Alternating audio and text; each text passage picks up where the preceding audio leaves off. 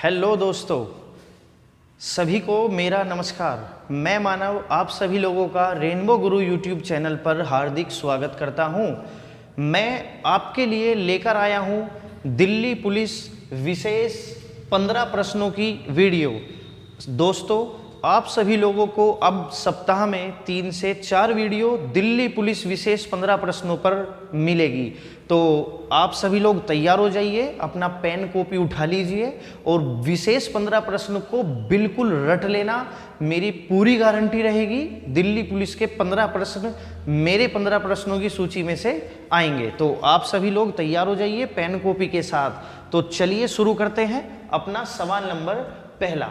तो पहला सवाल है कि संख्या 1248 के कुल कितने गुणनखंड यानी फैक्टर्स होंगे, यानी किसी भी संख्या के आपको फैक्टर निकालने होंगे। अब क्योंकि संख्या बहुत बड़ी है, आप ऐसे काट काट के तो नहीं देख सकते ना, तो आइए मैं आपको बताता हूं कि संख्या 1248 के कुल कितने फैक्टर होंगे। कैसे पता चलेगा? आपको कुछ नहीं करना, आप लोगों को सिर्फ इस संख्या को डिवाइड करना है, इसके फैक्टर करने हैं। पहले आप इसको छोटी से छोटी संख्या से काटिए, फिर उससे बड़ी संख्या से काटिए, फिर उससे बड़ी, फिर उससे बड़ी। तो देखिए, सबसे पहले 2 से इसको मैं डिवाइड करता हूं, तो 2 छिके 12, 2 दूनी 4 और 2 चौके 8। फिर 2 से डिवाइड हो जाएगी, 2 तिया 6, 2 एकम 2, 2 दूनी 4। फिर 2 से डिवाइड हो जाएगी, 2 से काटोगे तो 15 और 2 छिके 12। फिर 2 से डिवाइड हो जाएगी, कितना आएगा? 73 आएगा। फिर किससे 78 आएगा, 78 आएगा। फिर आप इसे 2 से काटेंगे तो 2 तिया 6 और 2 नम 18, 39 आएगा। फिर आप इसे 3 से काटोगे तो 13 और आप इसे 13 से काटोगे तो 1 आएगा। इस प्रकार आपको किसी भी संख्या के टुकड़े कर लेने हैं। तो अब देखिए, इस संख्या के जो टुकड़े हुए आपके वो कैसे हुए? 2 की पावर कितना आया? 1 2 3 4 5, 2 की पावर 5 गुना में 1 3 आया, 3 की पावर 1 गुना में 1 13 आया, 13 की पावर 1। ठीक है दोस्तों, इस प्रकार आपको करना है, बस आपका आंसर आ गया। अभी क्या करना होगा? जितनी भी पावर आपको दी गई है सब पावरों में एक एक जोड़ करके लिख लीजिए। 5 में 1 जोड़ो 6, 1 में 1 जोड़ो 2, 1 में 1 जोड़ो 2 और तीनों की गुना ही आपका आंसर होगा दोस्तों। 6 दूनी 12 दूनी 24। तो इस सवाल का आंसर बनेगा आप लोगों का डी आंसर 24, यानी 1248 के कुल 24 फैक्टर हो सकते हैं। यानी गणित में 24 संख्याएं ऐसी हैं जिससे 1248 पूरा पूरा डिवाइड हो जाएगा। ठीक है दोस्तों, ये हमारा विशेष 15 प्रश्नों का पहला सवाल था। आइए सवाल नंबर 2 करते हैं। जो हमारा सवाल नंबर 2 है वो कहता है कि कोई धनराशि किसी दर पर 3 वर्षों के लिए उधार दी जाती है। कोई धनराशि किसी दर पर 3 वर्षों के लिए उधार दी जाती है। यदि 2.5% वार्षिक अधिक दर पर उधार दिया जाता है ना, ये लैंग्वेज कंफ्यूजिंग यूज करेगा, सीधा सीधा नहीं बोलेगा कि यदि ब्याज की दर 2.5% ज्यादा होती। ठीक है, तो यदि 2.5% वार्षिक अधिक दर पर उधार दिया गया होता तो 540 रुपये ब्याज ज्यादा मिलता। मूलधन बताइए। बड़ा फेमस सवाल है, बहुत आसान है, ज्यादा 5 से 10 सेकंड में आपको इसका आंसर मिल जाएगा। बहुत सिंपल है, देखिए आप इसे 10 सेकंड में सोल्व कर सकते हैं। देखिए, ये कह रहा समय तो 3 वर्ष है और कह रहा ब्याज की दर 2.5% ज्यादा होती। तो आप मुझे एक बात बता दीजिए, साधारण ब्याज का सवाल है, 2.5% ब्याज की दर ज्यादा होती तो इसका मतलब सीधा सीधा है कि हर साल 2.5% ब्याज ज्यादा मिलता। हर साल 2.5% ब्याज ज्यादा मिलता। तो 3 साल में अगर देखा जाए तो 2.5 या 7.5%, कितना? 7.5% ब्याज ज्यादा मिलता। इसी चीज को वो संख्या में बता रहा है, 540 रुपए ज्यादा मिलते। और मेरे हिसाब से परसेंटेज में कितना ब्याज ज्यादा मिलता? 7.5% ब्याज ज्यादा मिलता, जो कि किसके बराबर होगा? जो कि 540 को यहां पर डिनोट करेगा। अब 7.5% की वैल्यू 540 के बराबर है। अब अगर 540 को 7.5% से भाग दोगे तो आपका 1% की वैल्यू आएगी। ठीक है दोस्तों, 1% की वैल्यू। और पूरा जो मूलधन होता है, उधार दी गई राशि मतलब आपका मूलधन, जो पैसा उधार लिया गया, ठीक है, वो तो पूरा मूलधन कितने परसेंट होता है? 100% होता है। अब 1% की वैल्यू में अगर 100 से 100% से गुना कर दोगे तो आपका क्या निकल के आ जाएगा, आपका बच्चों मूलधन निकल करके आ जाएगा। आप इसे फटाफट कैलकुलेट करिए, परसेंटेज से परसेंटेज खत्म हो जाएगा दोस्तों, एक दशमलव यहाँ से हटेगा, एक जीरो इधर लग जाएगी, 25 तिया 75, 25 चौका 140 आ जाएगा, 3 से काट दीजिए, 18 तिया 54, 140 आ जाएगा, 18 चौके 72 और 2 जीरो ये लग जाएगी, यानी 7200 रुपये आपका प्रिंसिपल था, 7200 रुपये आपका मूलधन था दोस्तों। ठीक है, आप इसको इंपोर्टेंट में लिख लीजिएगा दोस्तों। ठीक है, आइए सवाल नंबर 3। सवाल नंबर 3 बड़ा इंपॉर्टेंट सवाल है, क्रॉसिंग का समय ज्ञात करना दोस्तों। ठीक है, ये सवाल नंबर 3 मैंने जो लिया है इससे कठिन नहीं आएगा। सवाल नंबर 3 अगर दिल्ली पुलिस में आया तो इससे कठिन नहीं आएगा, ये मेरा प्रोमिस है। ध्यान से सुनना, एक रेलगाड़ी, इसमें क्रॉसिंग का समय ज्ञात करना होता है। एक रेलगाड़ी दिल्ली से सुबह 6 बजे चलती है और 10 बजे हरिद्वार पहुंच जाती है। ध्यान से सुनना, एक तो जगह है दिल्ली और एक है हरिद्वार। बम बम भोले, हरिद्वार, जय भोलेनाथ। तो देखिए ध्यान से, अभी एक रेलगाड़ी दिल्ली से सुबह 6 बजे चलती है, बहुत अच्छे, और भाई हरिद्वार पहुंच जाती है कितने बजे, 10 बजे वो रेलगाड़ी हरिद्वार पहुंच जाती है। यानी एक रेलगाड़ी का अराइवल और डिपार्चर है ना, चलने का समय, छूटने का समय और पहुंचने का समय। ठीक है ना, चलिए 6 बजे चलती है, 10 बजे पहुंच जाती है। ये रेलगाड़ी दिल्ली से हरिद्वार की तरफ जाती है, दिल्ली से हरिद्वार की, और ये रेलगाड़ी हरिद्वार से दिल्ली की तरफ जाती है। ये 6 बजे चल के 10 बजे पहुंच जाती है, और सामने से यानी हरिद्वार से दूसरी रेलगाड़ी सुबह 8 बजे चलती है और पहुंचती है कितने बजे, 11:30 बजे। यानी ये दूसरे वाली जो रेलगाड़ी है ये 2 घंटे बाद चली थी, है ना, ये 6 बजे तो ये 8 बजे। अब ध्यान से देखो, ये पूछ रहा है कि दोनों रेलगाड़ी एक दूसरे को कितने बजे पार करेगी, यानी दूसरी भाषा में कहें तो क्रॉसिंग का समय ज्ञात करना। ठीक है, एक रेलगाड़ी इधर जा रही है, एक रेलगाड़ी इधर जा रही है, कहीं ना कहीं तो क्रॉसिंग जरूर होगी बच्चों, है ना। तो कितने बजे क्रॉसिंग होगी, क्रॉसिंग का टाइम हम बताएंगे, जरा ध्यान से देखना। ये रेलगाड़ी 6 बजे चल करके 10 बजे पहुंची, ये 8 बजे चल करके 11:30 बजे पहुंची। जरा देखना कितने कितने घंटों का सफर तय करती है। इस रेलगाड़ी को तो लगेंगे कितने घंटे, 4 घंटे। इस रेलगाड़ी को कितने घंटे लगेंगे, 3.5 घंटे। इस रेलगाड़ी को कितने घंटे का समय लगेगा, 3.5 घंटों का। अब इन दोनों का आप लोगों को एलसीएम लेना है दोस्तों, 4 का और 3.5 का एलसीएम। ध्यान रखना, 4 का और 3.5 का एलसीएम कितना होगा, 28 होगा। 4 और 3.5 का जो एलसीएम होगा वो 28 होगा। हम मान करके चलेंगे, देखो 4 का और 3.5 का एलसीएम जो होगा वो बच्चों 28 होगा।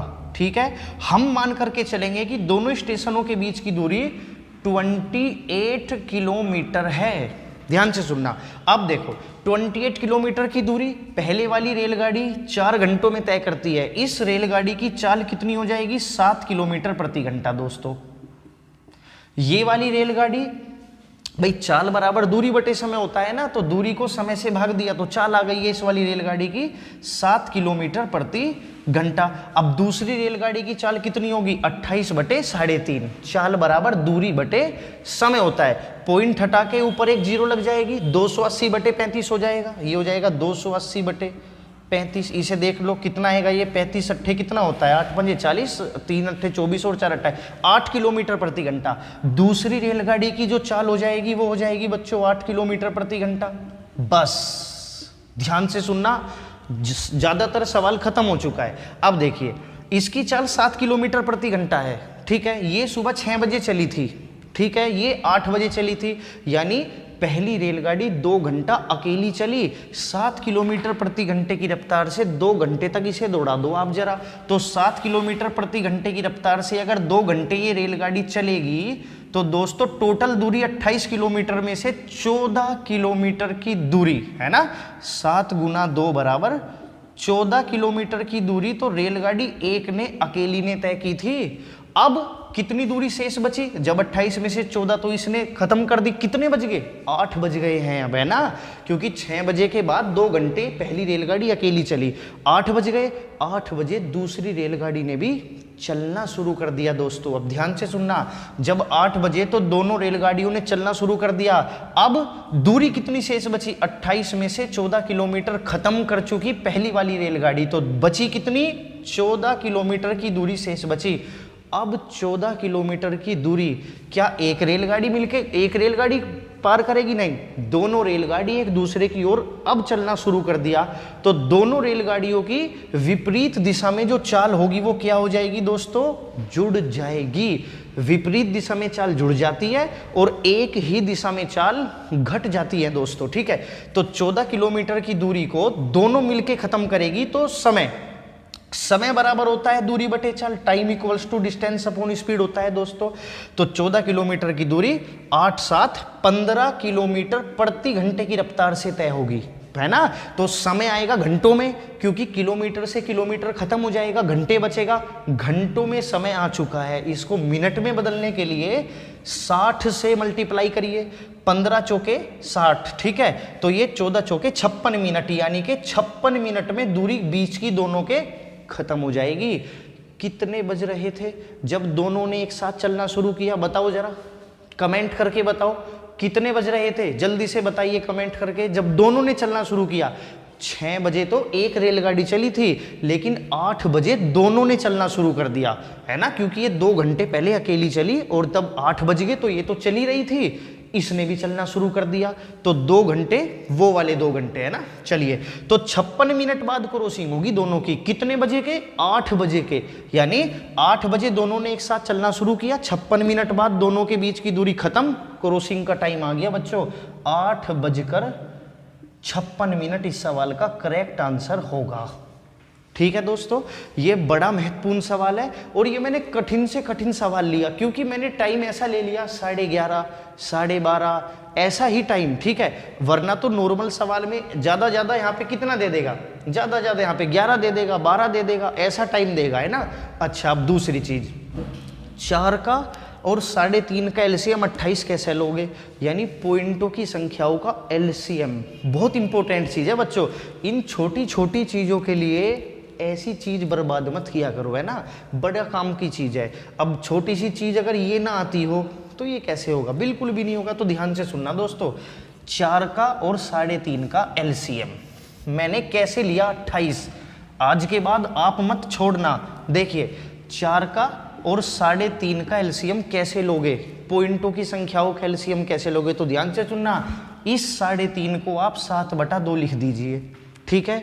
इस 4 को 4/1 लिख दीजिए, यानी इसको फ्रैक्शन का रूप दे दीजिए आप। अब फ्रैक्शन का जब एलसीएम निकाला जाता है तो ऊपर वालों का यानी अंशों का, जिसे न्यूमरेटर कहते हैं, उनका तो एलसीएम लिखते हैं 28, और जिन्हें डिनोमिनेटर कहते हैं उनका एचसीएफ लिखते हैं, 2 का 1 का एचसीएफ 1, यानी इनका एलसीएम कितना आएगा, 28 आएगा दोस्तों। क्लियर है, आगे बढ़ते हैं सवाल नंबर 4 की ओर। सवाल नंबर 4, सवाल नंबर 4 कहता है कि बहुत प्यारा सा सवाल है, x की पावर 6 y की पावर 4, एक संख्या है x की पावर 6 गुना y की पावर 4, दूसरी वैल्यू है कि x की पावर 9 y की पावर 6, और एक वैल्यू है बच्चा x की पावर 7 और y की पावर 8। तो देखिए कह रहा इन 3 संख्याओं का एलसीएम और एचसीएफ निकालिए और एलसीएम को एचसीएफ से भाग देने पर भागफल बताइए क्या होगा। यानी सबसे पहले हम इनका एलसीएम निकालेंगे और फिर एचसीएफ निकालेंगे और फिर दोनों को आपस में डिवाइड कर देंगे बच्चों। तो ध्यान से देखो, सबसे पहले इनका एलसीएम क्या होगा। तो मैं एक ट्रिक बता रहा हूं, बिल्कुल अपनी भाषा में, किताब की भाषा नहीं, बिल्कुल अपनी भाषा। तो ध्यान से सुनना, एलसीएम कैसे निकलेगा। देखो x और y यहाँ पे 2 टर्म आपको दिखाई दे रही है, ठीक है। अब एलसीएम निकालने के लिए आपको कुछ नहीं करना, आपको इसमें जो भी टर्म दिखाई दे उसकी सबसे बड़ी पावर वाली वैल्यू लिखनी है। x दिखाई दे रहा है ना आपको, चाहे एक में दिखाई दे चाहे सारों में दिखाई दे, x दिखाई दे रहा है ना, तो x सबसे बड़ा कौन सा है, x की पावर 9। तो यहाँ पर एलसीएम में लिख लीजिए x की पावर 9। y दिखाई दे रहा है ना, बिल्कुल। तो यहां पर y की पावर क्या हो जाएगी सबसे बड़ी, कितनी है y की पावर सबसे बड़ी, 8 है। ये रहा इसका एलसीएम भाई। अब हम इसका एचसीएफ ज्ञात करेंगे। एचसीएफ में क्या होता है, वो संख्या जो तीनों चारों संख्याओं में कॉमन हो और छोटी हो। याद कर लेना ये लाइन जो मैं बता रहा हूं, एचसीएफ एलसीएम में बहुत काम आएगी। वह संख्या जो तीनों चारों संख्याओं में सबसे छोटी हो, कॉमन हो, सबसे छोटी हो। एक्स क्या तीनों में है, बिल्कुल है भाई। एक्स में सबसे छोटा एक्स कौन सा है, एक्स की पावर 6। क्या वाई तीनों में है, बिल्कुल है। वाई वाई वाई, और सबसे छोटा वाई कौन सा है, वाई की पावर 4। ये रहा इसका एलसीएम और ये रहा इसका एचसीएफ, ठीक है। अब वो कह रहा दोनों को डिवाइड कर दो जी, तो कर दो ना डिवाइड, क्या दिक्कत है। अरे डिवाइड करते समय जब बेस सेम होते हैं तो पावर आपस में माइनस हो जाती है। डिवाइड करते समय जब बेस बराबर हो, आधार बराबर हो, पावर आपस में घट जाती है। तो क्या होगा, x की पावर 9, x की पावर 6, 9 में से 6 गया कितना बचेगा, x की पावर 3, और y की पावर 8 में से 4 गया कितना बचेगा, y की पावर 4। ये रहा आपका आंसर। यानी इस सवाल में मेन चीज थी कि ऐसी संख्याओं का एलसीएम और एचसीएफ कैसे निकाला जाए। ठीक है दोस्तों, चलिए सवाल नंबर 5। आइए सवाल नंबर 5 की ओर बढ़ते हैं। एक एक बच्चा एक एक सवाल नोट करेगा, एक एक बच्चा, और कमेंट करके मुझे बताइए कि आपको कौन सा सवाल नहीं आता। कमेंट करके बताइए किस सवाल में आपको, किस चैप्टर में आपको दिक्कत है, उस सवाल का नाम मुझे दीजिए। मैं यही 15 विशेष प्रश्नों में उस सवाल को ऐड कर दूंगा यदि मुझे लगेगा कि सवाल बहुत अच्छा सवाल है। ठीक है, आइए सवाल नंबर 5 की ओर चलते हैं। 50 मजदूर एक काम को 30 दिनों में पूरा कर सकते थे, लेकिन हर 10 दिन बाद 10 मजदूर काम छोड़ देते हैं। यानी हर 10वें दिन 10 मजदूर काम छोड़ देते हैं। तो बताइए काम कुल कितने दिनों में समाप्त होगा, कितने दिनों में समाप्त होगा। तो आइए दोस्तों, अब देखिए 50 मजदूर किसी काम को अगर 10 दिन में पूरा करते हैं, 50 मजदूर अगर किसी काम को 10 दिनों में पूरा करते हैं, तो उनका टोटल काम, कुल कार्य, देखना दोस्तों, उनका जो टोटल वर्क होगा वो 50 गुना 10 होगा। कितना, 50 गुना 10, यानी के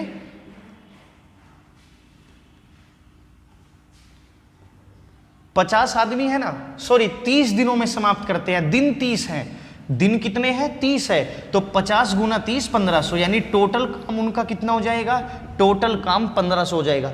याद रखना, अगर 50 मजदूर किसी काम को 10 दिनों में करते तो 50 धाम 500 उनका टोटल काम हो जाता है, यानी टोटल कुर्सी उनको 500 बनानी थी। आप ध्यान से सुनना, हर 10 दिन बाद 10 मजदूर काम छोड़ देते हैं। चलिए काम शुरू कराते हैं, देखना ध्यान से। देखो पहले 10 दिन, पहले 10 दिन तो 50 के 50 मजदूर काम करेंगे, सीधी सी बात है। पहले 10 दिन 50 मजदूर काम करेंगे तो 50 धाम कितना काम पूरा हो जाएगा, 500 काम पूरा हो जाएगा। दूसरे 10 दिन, दूसरे 10 दिन 10 मजदूर अब छोड़कर चले जाते हैं, 40 बचे। अब 40 मजदूर काम करेंगे तो कितना काम पूरा हो जाएगा, 400 काम पूरा हो जाएगा। फिर अगले 10 दिन, अगले 10 दिन, अब 10-10 मजदूर कम करते चले जाइए, 10-10 दिन काम करवाते चले जाओ और 10-10 मजदूर कम करवाते चले जाओ। तो कितना काम पूरा हो जाएगा, 300 काम पूरा हो जाएगा। अब फिर अगले 10 दिन, अब फिर अगले 10 दिन 20 मजदूर काम करेंगे। कुछ भी गलत नहीं हुआ, क्या गलत हो गया बता, के गलत हुआ, गलत तो बता। 30 दिन काम तो हो गया, जो बचा उसको मल्टीप्लाई कर दो। अबे नहीं भाई, तू चुप बैठा रहे यार। तो 19 मिनट का वीडियो बन गई, कर दो इसी शुरू।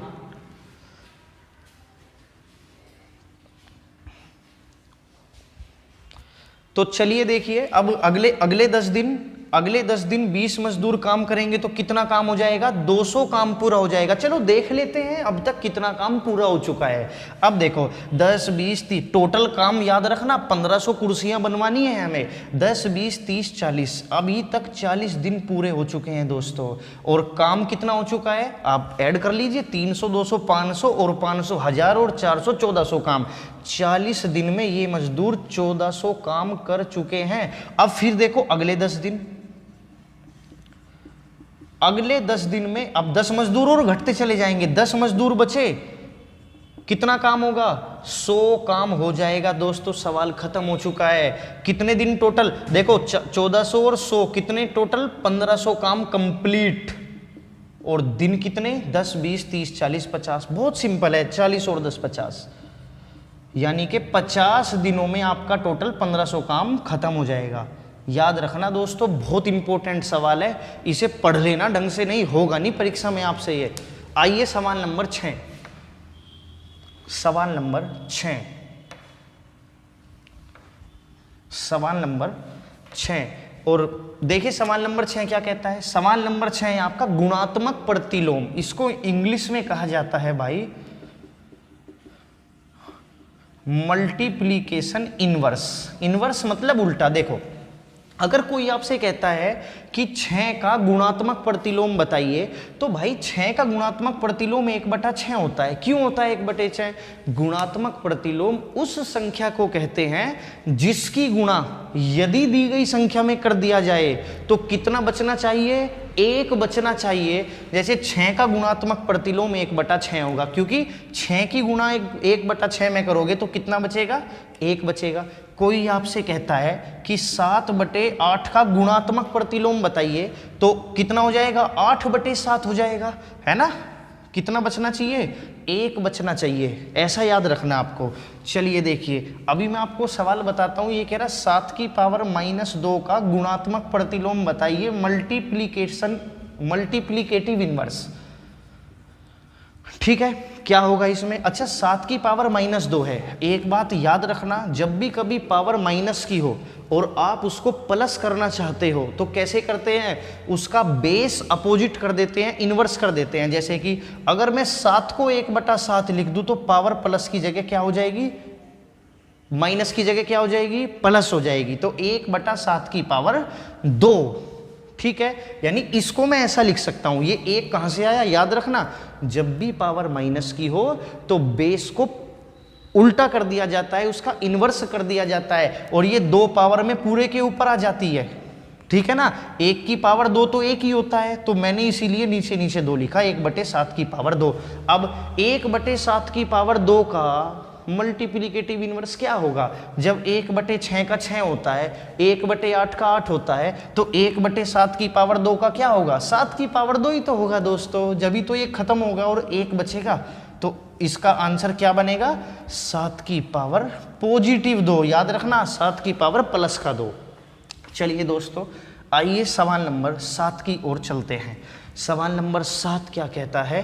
ये कहता है कि 58 का बेस 10 दे दिया और बराबर कह रहा है, बताओ जी, इसमें कोई लैंग्वेज ही नहीं आती। मैंने कई परीक्षाओं में देखा है इस प्रकार के सवाल में कोई लैंग्वेज ही नहीं आती, यानी आधे से ज़्यादा बच्चों को तो पता ही नहीं चलेगा इस सवाल में करना क्या है। तो ये कुछ नहीं है, ये देखो, ये एक डेसिमल नंबर है और इसको आपको किस में बदलना है? बाइनरी नंबर में। डेसिमल मतलब दशमलव संख्या, जिसमें यूनिट के बाद 10 होता है, दशमलव होता है, वो वाला पॉइंट वाला दशमलव नहीं। और बाइनरी मतलब द्विआधारी है, जिसका आधार 2 हो। ठीक है, तो डेसिमल नंबर को बाइनरी नंबर में बदलना है। इस चीज का आपको ध्यान रखना है, बहुत आसान है। डेसिमल नंबर को बाइनरी नंबर में कैसे बदला जाता है? केवल 2 से डिवाइड करते जाना है, केवल 2 से। आइए 2 से डिवाइड करोगे तो क्या आएगा? 2 2 जा 4 और 2 9 जा 18। अब देखो 2 से इसको डिवाइड मैंने कर दिया, 29 आ गया। रिमाइंडर यहाँ लिखते चलना है, रिमाइंडर 0।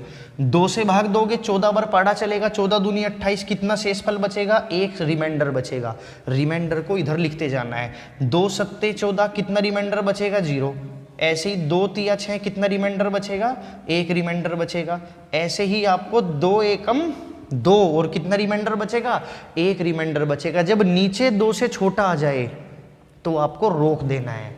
अब क्या करना है, नीचे से ऊपर की ओर इसको लिख देना है। ये ही आपका बाइनरी नंबर है 1 1 1 0 1 0, यानी इसका आंसर क्या होगा 1 1 1 और 0 1 0। ठीक है दोस्तों, छोड़ना नहीं है ऐसा सवाल अगर आ जाता है तो। आइए सवाल नंबर 8 की ओर अब मैं चलता हूं, बड़े ध्यान से देखना और बिल्कुल अब एक अपनी कॉपी बना लो जिस पे आप लोग ये 15 सवाल स्पेशल दिल्ली पुलिस के लिए लिखते चलेंगे, है ना। आइए सवाल नंबर 8, ये कह रहा कौन सी संख्याएं त्रिभुज की भुजाओं को नहीं दर्शाती हैं, है ना। कौन सी संख्याएं त्रिभुज की भुजाओं को नहीं दर्शाती है, ध्यान से देखो जी। त्रिभुज की भुजाओं को नहीं दर्शाती हैं तो देखिए 3 4 5, 3 6 8, सी ऑप्शन 4 7 और 10, डी ऑप्शन 2 3 और 6। तो एक चीज नोट करके लिख लीजिए कि त्रिभुज की किन्हीं भी, ये बात हर बच्चे की कॉपी में लिखी होनी चाहिए, त्रिभुज की किन्हीं भी 2 भुजाओं का योग, कोई सी भी 2 भुजा, त्रिभुज की 3 भुजा होती है, कोई सी भी 2 ले लीजिए, कोई सी भी 2, त्रिभुज की किन्हीं भी 2 भुजाओं का योग हमेशा तीसरी भुजा से ज्यादा आना चाहिए। याद रखना बात, त्रिभुज की किन्हीं भी 2 भुजाओं का योग सदैव तीसरी भुजा से ज्यादा आना चाहिए। और दूसरी चीज, त्रिभुज की किन्हीं भी 2 भुजाओं का अंतर, त्रिभुज की किन्हीं भी 2 भुजाओं का डिफरेंस हमेशा तीसरी साइड से छोटा आना चाहिए। याद रखना ये बात। तो चलो लगा के देखते हैं। 4 और 3 7, किन्हीं भी 2 भुजाओं का योग तीसरी भुजा से बड़ा है क्या, 4 और 3 7, 5 से बड़ा है। ठीक है जी। 5 और 4 9, 3 से ज्यादा है ना। 5 और 3 8, 4 से ज्यादा है, यानी ये त्रिभुज बन सकता है, ये त्रिभुज बन सकता है। वैसे भी ये राइट एंगल ट्राइंगल की साइड्स हैं, है ना। समकोण त्रिभुज की भुजाएं 3 4 5। ऐसे देखो 6 और 3 9, 8 से ज्यादा है। 8 और 3 11, 6 से ज्यादा है। 8 और 6 14, 3 से ज्यादा है, यानी इससे भी ट्राइंगल बन सकता है। 7 और 4 11, 10 से ज्यादा है। 10 और 7 17, 10 से ज्यादा, 4 से ज्यादा है। 10 और 4 14, 7 से ज्यादा, इससे भी ट्राइंगल बन सकता है। 6 और 3 9, 2 से ज्यादा है। ठीक है। 6 और 2 8, 3 से ज्यादा है, लेकिन 3 और 2 5, 6 से छोटा है, यानी इस वाली साइड से डी ऑप्शन से आपका ट्राइंगल नहीं बनेगा दोस्तों। ठीक है। चलिए अब आइए सवाल नंबर 9 की तरफ हम आगे बढ़ते हैं। सवाल नंबर 9 देखेंगे हर एक बच्चे। तो दोस्तों वीडियो ज़्यादा लंबी होने के कारण अब मैंने फैसला लिया है कि मैं आपको एक वीडियो में 15 की जगह, पहले 15 थे, 15 की जगह मैं आपको 10 प्रश्न कराऊंगा, लेकिन अब वीडियो सप्ताह में आपको 3 की जगह 5 बार मिलेगी। सप्ताह में 5 दिन आपको ये मेरी वीडियो मिलेगी, दिल्ली पुलिस स्पेशल 10 प्रश्न भाई। ठीक है। चलिए अब मैं सवाल नंबर 9 की ओर प्रस्थान करता हूं। तो देखिए, एक रेलगाड़ी एक व्यक्ति को 20 सेकंड में पार कर लेती है। एक रेलगाड़ी एक व्यक्ति को 20 सेकंड में पार कर लेती है, जबकि दूसरी रेलगाड़ी समान लंबाई की दूसरी रेलगाड़ी उसी सेम व्यक्ति को 40 सेकंड में पार कर लेती है। तो विपरीत दिशाओं में चलते हुए दोनों रेलगाड़ी एक दूसरे को कितने समय में पार कर लेगी, विपरीत दिशाओं में चलते हुए। तो ध्यान से सुनना। देखिए अभी 2 रेलगाड़ी है, एक रेलगाड़ी है और एक रेलगाड़ी बी, दोनों के बीच कुछ दूरी है। अब ध्यान से सुनना, स्पेशल सवाल है, सवाल नंबर 9 वेरी स्पेशल सवाल। ठीक है। मैं एक बार फिर सवाल बताता हूं। एक रेलगाड़ी एक व्यक्ति को 20 सेकंड में पार कर लेती है, समान लंबाई की दूसरी रेलगाड़ी उसी व्यक्ति को 40 सेकंड में पार कर लेती है। तो विपरीत दिशाओं में चलते हुए दोनों गाड़ी एक दूसरे को कितने समय में पार कर लेगी। तो देखिए ध्यान से सुनिए, सबसे पहले करना क्या होगा, 20 सेकंड और 40 सेकंड का आपको एलसीएम लेना होगा। इन दोनों का एलसीएम लेना होगा, जो कि 40 आएगा। हम मानकर चलेंगे टोटल दूरी, एक रेलगाड़ी की जो लंबाई है, हम मानकर चलेंगे एक रेलगाड़ी की लंबाई 40 मीटर है और दोनों रेलगाड़ी, दूसरी रेलगाड़ी की लंबाई भी समान है, तो दोनों रेलगाड़ी की जो लंबाई मानो 40-40 मीटर मानो, वो 40 मीटर है इन दोनों का एलसीएम। अब देखना दोस्तों, अब इन दोनों रेलगाड़ियों की स्पीड इक्वल्स टू होता है डिस्टेंस अपॉन टाइम।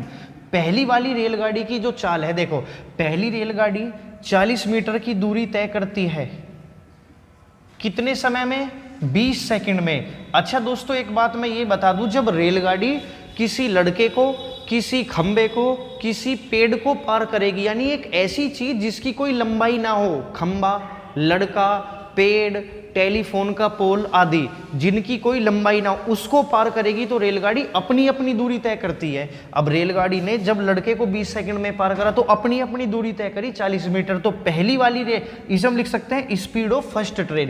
पहली रेलगाड़ी की जो चाल आ जाएगी वो 2 मीटर प्रति सेकंड आ जाएगी। ठीक इसी प्रकार दूसरी वाली रेलगाड़ी की चाल निकालिए फटाफट। यहाँ से 40 मीटर लंबाई है दूसरी रेलगाड़ी की और समय है 20 सेकंड, समय 20 सेकंड, 20 सेकंड। दूसरी रेलगाड़ी 40 सेकंड, दूसरा समय है कितने सेकंड? 40 सेकंड। तो यहां पर कितना स्पीड आ जाएगा? 1 मीटर प्रति सेकंड दूसरी रेलगाड़ी की स्पीड आ जाएगी, है ना। एक का समय 20 सेकंड पार करने का, दूसरी रेलगाड़ी ने लड़के को पार करा 40 सेकंड में, ठीक है। अब दोनों रेलगाड़ियों की चाल आपके पास है, दोनों रेलगाड़ियों की लंबाई आपके पास है, तो दोनों एक दूसरे को विपरीत दिशा में पार करेगी, कितना समय लेगी? तो आइए बच्चों, समय बराबर फिर से दूरी बटे डिस्टेंस अपॉन स्पीड होता है, समय बराबर दूरी बटे चाल होता है। अब यहां से क्या होगा? वो कह रहा एक दूसरे को पार करने में कितना समय लगेगी? विपरीत दिशाओं में दोनों रेलगाड़ियों की चाल याद रखना जुड़ जाती है, और एक ही दिशा में दोनों रेलगाड़ियों की चाल पूरे चैप्टर में कहीं भी हमेशा घटेगी, विपरीत दिशा में जुड़ेगी, एक ही दिशा में लेस हो जाएगी, घट जाएगी। और देखो दूरी कितनी हो जाएगी? 80 मीटर, क्योंकि दोनों रेलगाड़ी एक दूसरे को पार करेगी तो दोनों की लंबाई जुड़ जाएगी, है ना, और दोनों की चाल भी जुड़कर 2 और 1 3 मीटर प्रति सेकंड हो जाएगी, ठीक है। समय आ जाएगा, देखो मीटर से मीटर खत्म हो जाएगा तो सेकंड बचेगा ना, जो समय को डिनोट करेगा। और 80/3, 80 को आप 3 से भाग दे दीजिए, सीधा सीधा 80 को आप 3 से डिवाइड करिए, मैं बताता हूँ। 3 से भाग दीजिए, 3 दूनी 6, कितना बचेगा? 2 बचेगा, 3 छंग 18, कितना बचा? 2 बचा, यानी 26 सही 2/3 सेकंड। ये रहा आपका आंसर, 26 सही 2/3 सेकंड में दोनों रेलगाड़ी एक दूसरे को पार कर लेगी, ठीक है दोस्तों। आइए मैं इस वीडियो के आखिरी सवाल को आपके साथ शेयर करने जा रहा हूं, कॉपी पेन के साथ ही बैठना। आइए सवाल नंबर 10, इस वीडियो का अंतिम सवाल। अभी सवाल नंबर जो 10 है, ध्यान से देखिए, ये जो सवाल नंबर 10 है ये कह रहा है 1/3 गुणा 5, 1/5 गुणा 7, ठीक है। एक सीरीज है आपके पास, 1/3 गुणा 5 प्लस 1/5 गुणा 7 प्लस 1/7 गुणा 9। ऐसे ही चलते चलते ये सीरीज पहुंच गई है 1/21 गुणा 23। आपने ऐसा सवाल बहुत जगह देखा होगा। आज मैं इसकी आपको एक ऐसी ट्रिक बता रहा हूं कि आप कितनी भी लंबी सीरीज हो, इसका आंसर मैक्सिमम 10 से 12 से ज़्यादा 15 सेकंड बस मैक्सिमम, इससे ज़्यादा समय नहीं लगेगा। ध्यान से देखना, करना क्या है, सबसे बड़ी और सबसे छोटी संख्या आपको यहाँ नोट करनी है, सबसे बड़ी और सबसे छोटी संख्या यहाँ नोट करनी है। और इस सवाल में आप सभी लोगों को मेरी एक ट्रिक लगानी है, ऊपर माइनस नीचे गुना। कौन सी ट्रिक है बच्चों? ऊपर माइनस नीचे गुना, ये ट्रिक इस सवाल में लगेगी। यानी ऊपर तो दोनों का माइनस, 23 में से 3 घटाओगे 20, और नीचे दोनों की मल्टीप्लाई 23 गुणा 3। इसके बाद इसी ट्रिक में क्या करना है, गुणा में ऊपर 1 है, 1 लिख दो बटे में, और नीचे क्या लिखना है, नीचे वाली जो सीरीज है उनका जो डिफरेंस है, हर जगह डिफरेंस कितना है बच्चों? 2 का। 7 में से 9 गया 2, 7 में से 5 गया 2, ठीक है। नीचे डिफरेंस लिखना है 2 का, 2 धाम 20। ये रहा आपका आंसर, 23 या 69, 69। ये रहा आपका आंसर। तो बच्चों मैं आपसे फिर ये बात बोल रहा हूं कि दिल्ली पुलिस स्पेशल याद रखना, आप सभी लोगों को पता ही होगा, मेरी ऑफलाइन क्लास वाले बच्चे, गारंटी लेता हूं मैं इन सवालों की, इनसे बाहर ना कभी आया था ना कभी आएगा। एक एक बच्चा सभी सवाल को स्पेशल तरीके से अपनी कॉपी में नोट करेगा। ठीक है, अब अगली वीडियो आपको बहुत जल्दी मिलेगी। धन्यवाद।